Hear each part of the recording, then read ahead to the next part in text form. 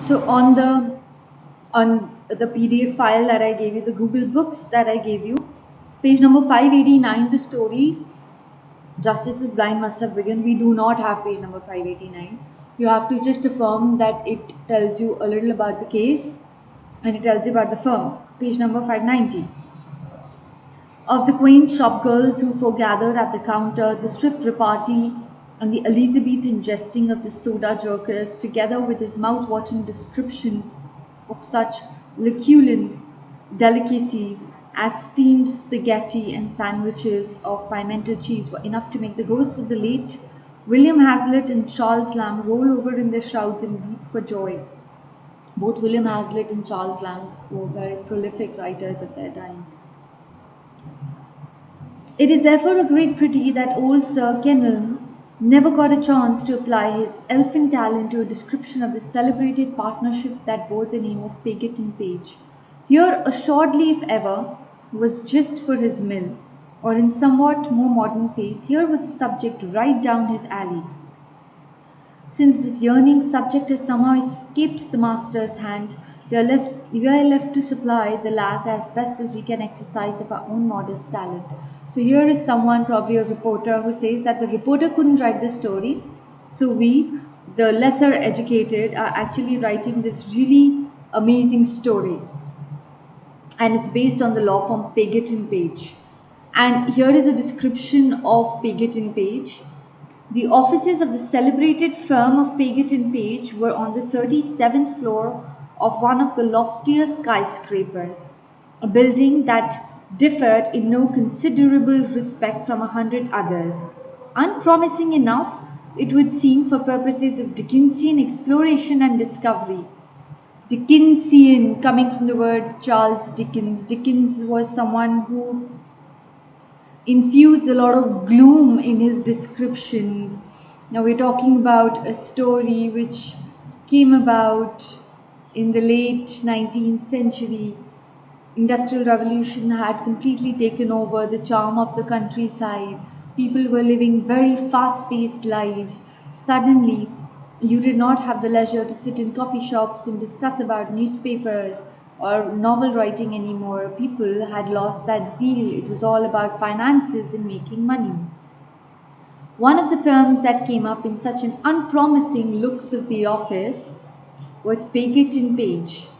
But one who has been brought up in the hardy discipline of old Sir Kenelm school is not easily dismayed. So, as a reporter, also being taught by someone called Old Kenelm, you are not easily dismayed by looking that the office is a little drab. You go for the story. If one can find Charles Lamb at soda fountains, why not? Why should one not find Charles Dickens on the 37th floor? One's introduction to this celebrated firm was swift. Swift, easy, early, fast. And from an 18th century point of view, perhaps a bit unpromising. One entered the great marble corridor of the building from Manhattan's swarming streets, advanced through marble halls and passed through the newspaper and tobacco stand and halted before a double row of shining elevators. As one entered and to the charioteer spoke the magic syllables Paget and Page, the doors slid to one and one was imprisoned in a cage of shining splendor. A lever was pulled back, there was a rushing sound, punctuated now and then by small clicking noises. The whole thing was done quite hermetically and with no sense of movement save for a slight numbness in the ears, very much no doubt as a trip to the moon in a projectile would be. Until at length, with the same magic instancy, the cage halted, the door slid open, and one stepped out upon the polished marble of the 37th floor, feeling dazed, bewildered, and very much alone, and wondering how one got there. One turned right along the corner and then left, past rows of glazed glass offices, formidable names, and the clattering cachinnations of a regiment of typewriters, and almost before one knew it, there, squarely to the front, at the very end of the hall, one stood before another glazed glass door, in all respects identical with others except for these words, Paget and Page, counsellors at law. Again, the next page is not in your preview. Uh, the entire idea of giving you a blow by blow account of the description of how one reaches the firm is to show you how intimidating it can be for a normal person to enter a huge structure of shining splendor, marble flooring, everything chic, and you feel completely out of place. So, the entire setting of advocacy and law is to deliberately make you, which is the client or the customer, feel out of place, intellectually defunct in this particular sphere of knowledge. Advocacy and law is intimidating to maximum, and the entire atmosphere was to create that aura of intimacy. The lack of intimacy, the sophistication and splendor of an intelligence that you and I, commoners, are not privy to. Page number 592. A small frame, a rather faded and ancient looking photograph of a lawyer's shingle, upon which, in almost indecipherable letters, was the inscription Paget and Page. Below, Mr. Page's own small fine handwriting informed one that this was evidence of the original partnership which had been formed in 1838. Let us suffice to say that the entire page of 591 was to describe in detail the interiors of Paget and Page, how the law firm in itself looked.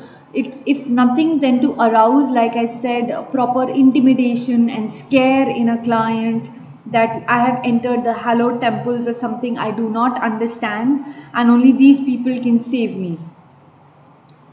Since then, fortunately, there has always been a Paget to carry on partnership with Page, and always a Page so to combine in legal union with Paget.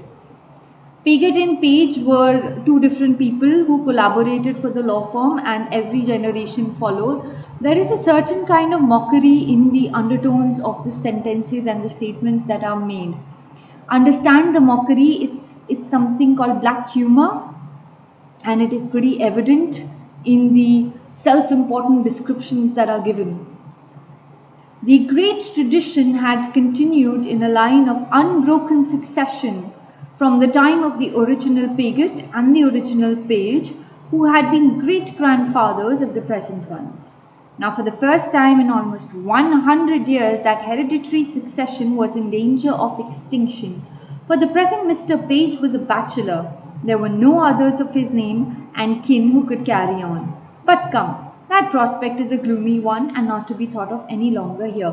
Narrators in 18th, 19th century novels intervene to the readers and are a direct presence in the short story or the novel. So the novel says this is not what we wish to dwell upon, that right now the entire law firm stands in jeopardy because Mr. Page is a bachelor.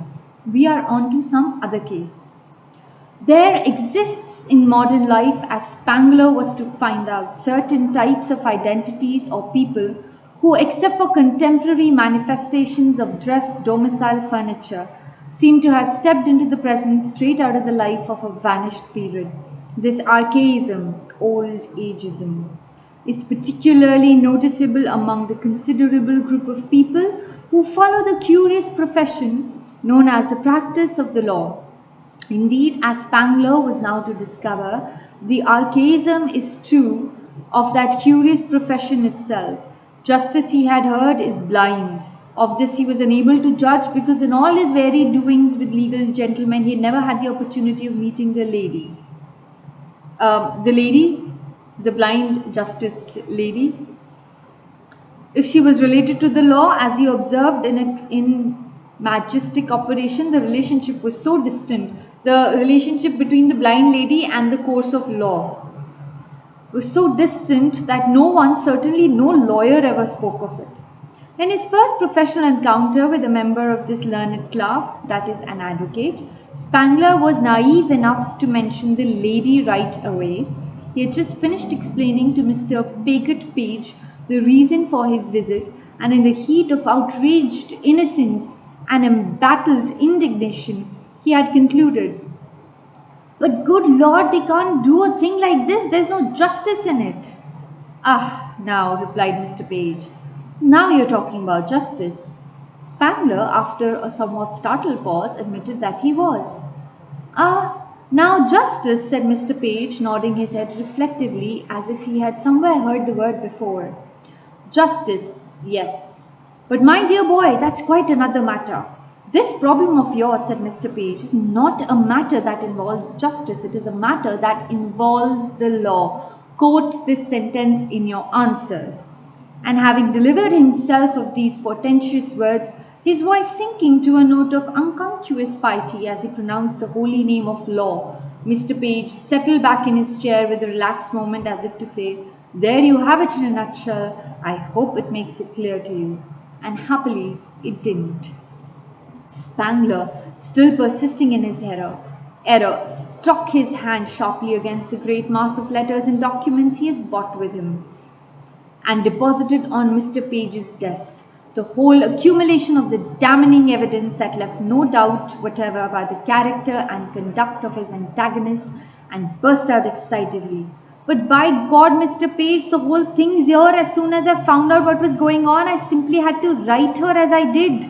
The letter I told you about, the one that brought all this to a head. He's talking about a letter he wrote to a woman who is now suing him for those the contents of the letter.